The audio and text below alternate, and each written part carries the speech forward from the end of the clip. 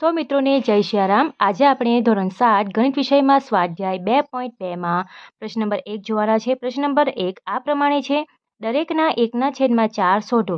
First છે 1/4, second 3/5 અને ત્રીજું છે 4/3। આ પ્રમાણે આપણને રકમ આપેલી છે, બરાબર। તો સૌથી પહેલાં આપણે એ નંબરનું સોલ્વ કરીએ તો એ 1/4 છે, બરાબર।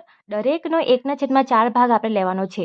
નોના મતલબ શું થાય, આપણે ગુણાકાર સૂચવે છે, આપણને ખબર છે, બરાબર। એટલે શું થશે કે 1/4 નો 1/4 મીન્સ 1/4 ગુણ્યા 1/4, બરાબર।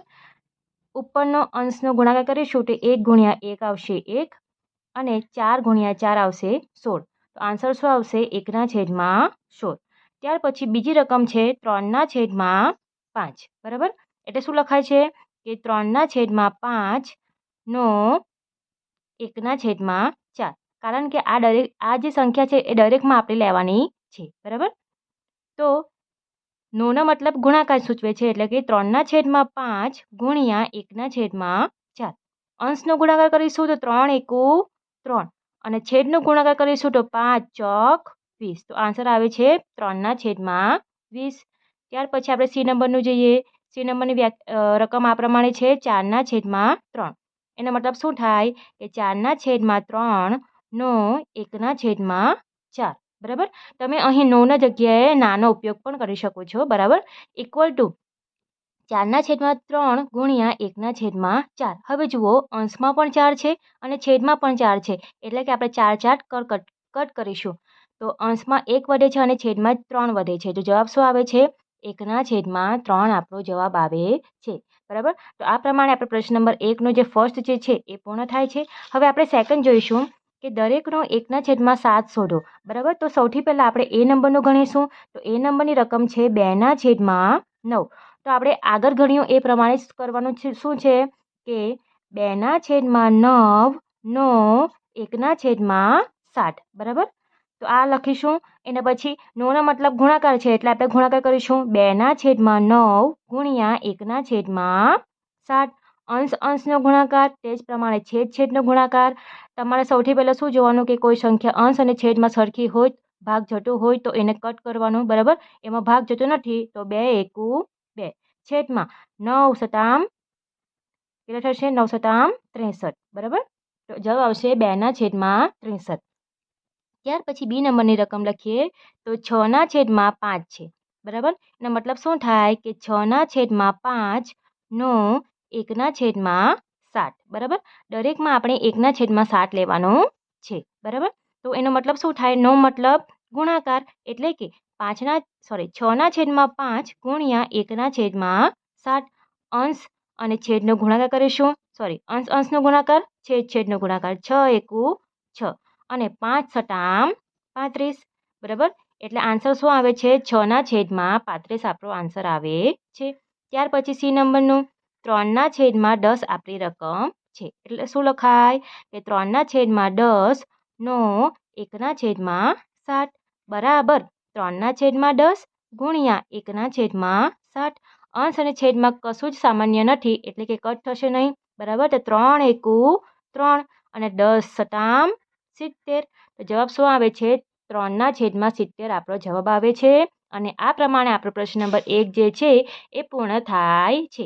હવે આપણે પ્રશ્ન નંબર 2 જે છે એ આપણે જોઈશું, બરાબર। તો પ્રશ્ન નંબર 2 જે છે એ આ પ્રમાણે છે, ગુણાકાર કરો અને અતિ સંક્ષિપ્ત સ્વરૂપમાં દર્શાવો જો શક્ય હોય તો, બરાબર। શક્ય હોય તો આપણે દર્શાવીશું, બરાબર। તો સૌથી પહેલાં આ જે છે એને આપણે ફેરવવાનું છે। તો 2/3 ગુણ્યા આ આપણે ફેરવતા શીખી ગયા છે। શું કરવાનું છે, આ જે બે સંખ્યા છે એના ગુણાકાર કરવાનું છે અને ઉપરની જે સંખ્યા છે અંશમાં એને આપણે પ્લસ કરવાનું છે। જેમ કે 3 દુ 6, 6માં આપણે 2 ઉમેરીશું તો 8 થશે। 8ના છેદમાં કેટલા છે અહીં 3, બરાબર। હવે જો અંશ અને છેદમાં કોઈ સામાન્ય છે નથી, તો અંશનો ગુણાકાર અને તે જ પ્રમાણે છેદનો ગુણાકાર, 8 દુ 16 અને નીચે આવશે 3 તાળી 9। હવે આપણે 16ને 9 વડે ભાગીશું, બરાબર। તો 16 અને 9, 9 એકુ 9, બરાબર. તો જવાબ કેટલા આવશે? અહીં બાદબાકી કરીશું તો 7. અને આપણે આ શીખી જ ગયેલા છે. 9 ક્યાં આવે છે? નીચે આવે છે. બરાબર. 7 ક્યાં જશે? ઉપર જશે. અને 1 ક્યાં આવશે? વચ્ચે આવશે. જવાબ શું આવશે? 1/7/9 આપણો જવાબ આવશે. બરાબર. ત્યાર પછી આપણે સેકન્ડ જોઈએ. તો જુઓ, એમાં જુઓ, અંશમાં 7 છે, તે જ પ્રમાણે છેદમાં પણ 7 છે. એટલે કે આ કટ થશે. તો સૌથી પહેલાં આપણે શું કરીશું? જે રકમ જે છે એ સેમ રકમ આપણે નીચે લખીશું. તો 2/7 ગુણ્યા 7/9 અને 7 7 આપણો કેન્સલ થશે. એટલે કે આ એકદમ ઇઝીમાં ઇઝી છે. અંશમાં 2 છે, છેદમાં 9 છે. તો આ પ્રમાણે આપણો આ આન્સર આવે છે 2/9. બરાબર, ઇઝી છે. ત્યાર પછી થર્ડ જોઈએ. તો એમાં પણ જુઓ, 8 જે છે એ 2ના ઘડિયામાં આવે છે. તે જ પ્રમાણે 6 જે છે એ પણ 2ના ઘડિયામાં આવે છે. એટલે કે આમાં પણ કટ થશે. તો સૌથી પહેલાં આપણે જે રકમ છે એ રકમ ઉટાડીશું. બરાબર. હવે આપણે જાણીએ છીએ કે 8 જે છે એ 4 દુ 8 થાય છે 2ના ઘડિયામાં. અને 6 જે છે એ 3 દુ 6 થાય છે. બરાબર. એટલે 6ને કટ કરીશું તો 3 લખાશે અને 8ને કટ કરીશું તો 4 લખાશે. બરાબર. અંશનો ગુણાકાર 3 તાળી 9 અને છેદનો ગુણાકાર 4 ચોક 16. હવે જુઓ, અંશ કરતાં છેદ જે છે એ મોટો થાય છે. એટલે એને આપણે ભાગ કરીશું નહીં. ભાગ કરીશું તો પોઈન્ટમાં આન્સર આવશે. એટલે આ આન્સર આપણે આટલા જ લખીશું. આમાં નહીં ખબર પડતી હોય તો તમારે શું કરવાનું? જુઓ, 8માં આપણે કરાવી દઈએ. આ રકમ લખાઈ ગઈ. પછી આ જે છે 3 અને 8નો અવયવ આપણે જાણીએ છીએ કે 4 દુ 8 થાય. બરાબર. ગુણ્યા 6 જે છે 2 તાળી 6. બરાબર. આ પ્રમાણે ગણીશું. અને 4નો અવયવ 4 જ રહેવા દેશું. બરાબર. તો અહીંથી 2 2 કટ કરીશું. બરાબર. અને 3 તાળી 9 છેદમાં 4 ચોક 16. એટલે કે આ પ્રમાણે તમે અવયવ પાડીને પણ ગણી શકો. આવું ન ખબર પડતી હોય તો જુઓ, અહીં ફરી એકવાર 3 નો 3, 6નો અવયવ 3 દુ 6, 2 તાળી 6 અથવા 3 દુ 6 કોઈ પણ લખી શક્યો. 8નો અવયવ શું થાય? 4 દુ 8 અથવા તો 2 ચોક 8. બરાબર. અને 4ને આપણે 4 રાખ્યા છે. તો 2 2 કટ કરીશું. તો અંશમાં 3 ગુણ્યા 3, 3 તાળી 9 અને છેદમાં 4 ગુણ્યા 4 એટલે કે 4 ચોક 16 આપણો આન્સર આવે છે. એટલે કે 9/16 આપણો આન્સર આવે છે. આ અથવા આ તમારે જે ફાવે એ તમારે ગણવાના. બરાબર. ત્યાર પછી આપણે આગળનો ચોથો નંબરનો જોઈ લઈએ.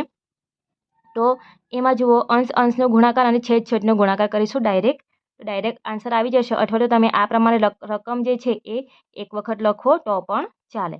9 તાળી 27, 5 પચામ 25. કારણ કે અંશ અને છેદમાં કશું જ સામાન્ય નથી. હવે આપણે 27ને 25 વડે ભાગીશું. 27 અને 25, 25 એકુ 25. બાદબાકી કરીશું તો 2 આન્સર આવશે. તો 25 નીચે જશે, 2 જે છે એ ઉપર જશે અને 1 જે છે એ વચ્ચે આવશે. એટલે કે જવાબ શું આવશે? 1/2/25 આપણો જવાબ આવશે. બરાબર. તો આપણે આગળનું જોઈશું. હવે 5 નંબરનું જે છે એ આપણે સૌથી પહેલાં રકમ લખી લઈશું કે 1/3 ગુણ્યા 15/8. કારણ કે જુઓ, અહીં 15 જે છે એ 3ના ઘડિયામાં આવે છે. બરાબર. 15ને આપણે 3 વડે ભાગી શકીએ છીએ. 5 તાળી 15. બરાબર. જુઓ, 3 પચામ 15. જે સંખ્યા હોય એ સંખ્યા સિવાયની બીજી સંખ્યા કટ કરીને લખવાની. નહીં ખબર પડતી હોય તમારે અવયવ પાડી લેવાના 3 ગુણ્યા 5 આ પ્રમાણે. બરાબર. હવે અંશમાં 5 એકુ 5 અને છેદમાં 8. અહીં પણ જુઓ, છેદ જે છે એ અંશ કરતાં મોટો છે. એટલે કે એનો ભાગ જશે નહીં. તો જવાબ શું આવશે? 5/8 જે છે એ આપણો ફાઇનલ આન્સર છે.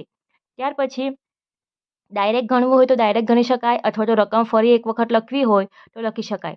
ડાયરેક્ટ મતલબ શું થાય કે 11 તાળી 33/10 દુ 20 આ પ્રમાણે. બરાબર. રકમ લખવી હોય તો રકમ લખી શકાય. બરાબર. 11 તાળી 33 અને 2 દાન 20. એટલે કે આપણે 33ને 20 વડે ભાગીશું. બરાબર. 33 અને 20, 20 એકુ 20, 3 1. તો 20 નીચે જશે, 13 જે છે એ ઉપર જશે અને 1 જે છે આ આપણો વચ્ચે આવશે. તો જવાબ શું આવશે? 1/13/20 આપણો જવાબ આવશે. બરાબર. ત્યાર પછી નેક્સ્ટ 7 નંબરનો સૌથી પહેલાં આપણે રકમ લખીશું 4/5 ગુણ્યા 12/7. હવે જુઓ, અંશ અને છેદમાં કશું સામાન્ય છે નથી. બરાબર.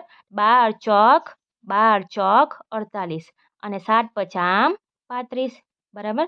એટલે કે 48ને આપણે 35 વડે ભાગીશું. બરાબર. 48ને આપણે 35 વડે ભાગીશું. તો 48 અને 35, 35 એકુ 35 બાદબાકી કરીશું તો 13 આન્સર આવશે. 35 જે છે એ નીચે જશે, 13 જે છે એ ઉપર જશે અને 1 જે છે એ વચ્ચે આવશે. તો જવાબ શું આવશે? 1/13/35 આપણો જવાબ આવશે. બરાબર. આ પ્રમાણે આપણો પ્રશ્ન નંબર 2 પણ જે છે એ પૂર્ણ થાય છે. બરાબર. વિડીયો પસંદ આવ્યું હોય તો વિડીયોને જરૂરથી લાઈક કરજો, મિત્રોમાં શેર કરજો અને ચેનલને સબસ્ક્રાઈબ કરતા રહેજો.